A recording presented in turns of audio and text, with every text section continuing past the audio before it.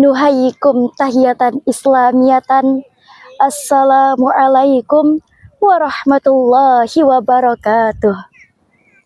Alhamdulillah, alhamdulillahilladzi ja'ala syahrul Ramadan wa syahrul mubarakah. Assalatu wassalamu ala sayyidina Muhammadin wa ala alihi wa sahbihi ajmain. Amma ba'du. Wa qala Allah ta'ala fil Qur'anil Karim, a'udzu billahi minasyaitonir rajim. Ya ayyuhalladzina amanu kutiba alaikumus syiyam kama kutiba alal ladzina min qablikum la'allakum tattaqun. Ma'asyiral muslimin wal muslimat dimanapun Anda berada.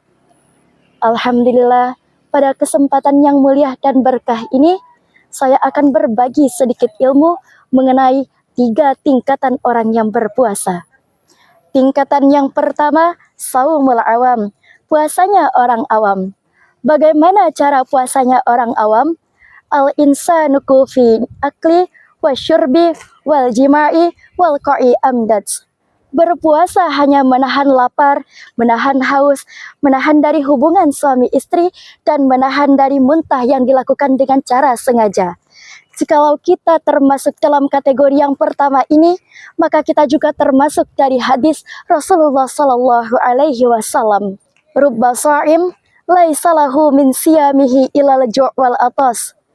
Berapa banyak di antara orang-orang yang berpuasa, akan tetapi mereka hanya mendapatkan rasa lapar dan juga rasa hausnya, tidak mendapatkan pahala dari puasa itu sendiri. Kenapa? Karena yang mereka tahan hanya lapar dan dahaga saja, tidak mendapatkan manfaat apapun.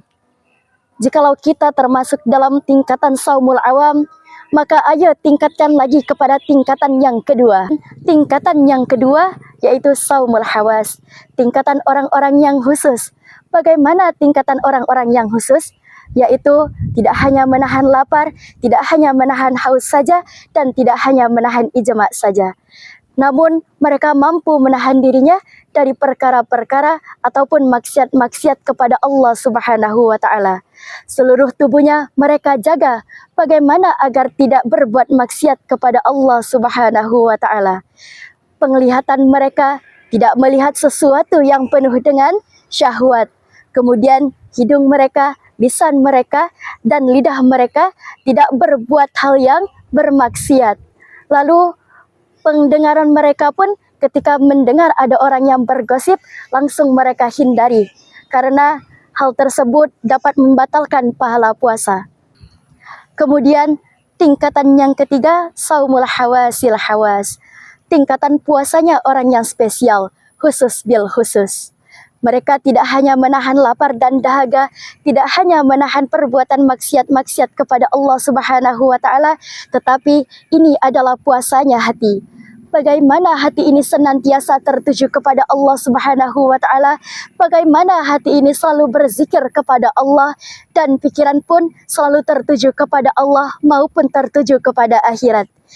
Jikalau kita termasuk dalam tingkatan ketiga ini, sedikit saja kita lalai kepada Allah, sedikit saja kita lupa kepada Allah Subhanahu wa Ta'ala, maka menurut mereka puasanya batal ataupun tidak sah. Tetapi untuk kita ma'asyiral muslimin yang dirahmati Allah Subhanahu wa Ta'ala, minimal sekali kita masuk pada tingkatan yang kedua, yaitu saumul hawas. Agar mendapatkan keistimewaan nilai-nilai Ramadan yang dijanjikan oleh Allah Subhanahu wa Ta'ala untuk kita semua. Demikian kultum yang dapat saya sampaikan. Semoga dapat bermanfaat untuk kita semua. Akhirul kalam, wabillahi taufiq wal hidayah. Assalamualaikum warahmatullahi wabarakatuh.